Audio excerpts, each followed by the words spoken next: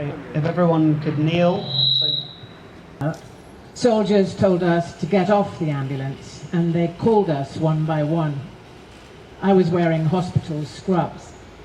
The soldier asked for my ID and name and where I live. He told me to go and wait where the green flags were. I went up a hill and there were snipers on the sides. There were children and women sitting in the open area.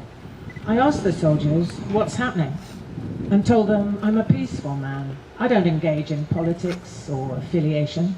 They searched us with a metal detector while completely naked. The soldier handcuffed my wrists and blindfolded me. From this point, I didn't know day from night, where I was or what day it was. Half my face was covered with the blindfold, not only my eyes. I couldn't see where I was going. We were sitting on the ground and one soldier came up close to me and he said, "Boom!" And I got scared. And then he kicked my right side with his feet and then he kicked my left side. He repeated this several times. You know, the soldiers' boots have metal at the front. He kicked me on my waist, the right side and the left side, constantly cursing at me. I was still handcuffed and blindfolded. 3 days of interrogation, they took me to another barracks and removed my handcuff. And he started searching through it. He saw a video of my daughter.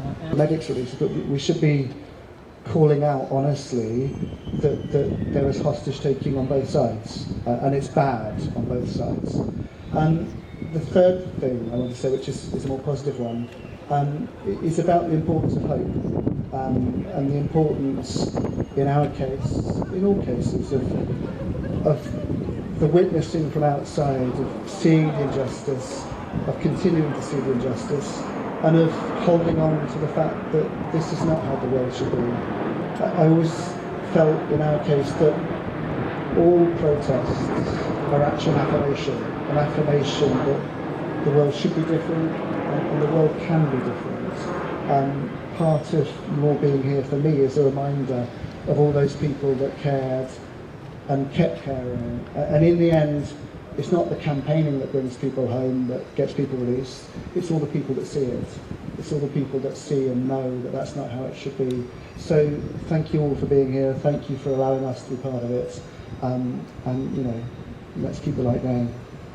Dr. Ahmed Mohanna is like many of these doctors who have spent his life and his career going from one Israeli attack to the other, and now are being held hostage, are being taken, tortured, abused, as part of Israel's deliberate destruction of the Palestinian health system, which aims at making Gaza uninhabitable, which is part of this genocidal war, so that the sick die of their diseases, so that there are infectious diseases spreading, and so that the wounded have nowhere to go to.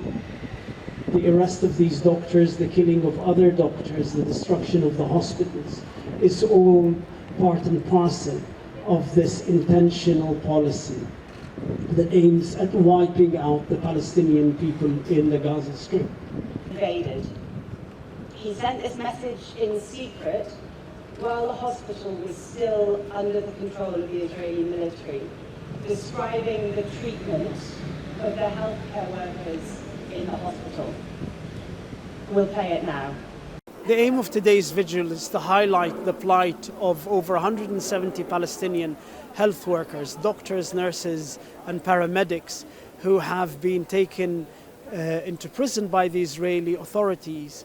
And we know from those who've been released that these doctors and nurses and paramedics are being tortured by the Israelis, and they have been held in detention. Their families have not been informed about their whereabouts, and lawyers have been prevented from visiting them. So this is part of a campaign between Health Workers for Palestine and Amnesty International to highlight the plight of these health workers and to start a campaign so that we call on the British government to exert pressure on the Israeli government and the Israeli authorities to release these health workers. The most important thing is for this genocide to end. It's now 11 months, over 40,000 recorded deaths. We expect that there are around 180,000 have been killed by direct deaths and as a result of the diseases. And we want the release of all Palestinian political prisoners, detained arbitrarily without recourse to any legal representation.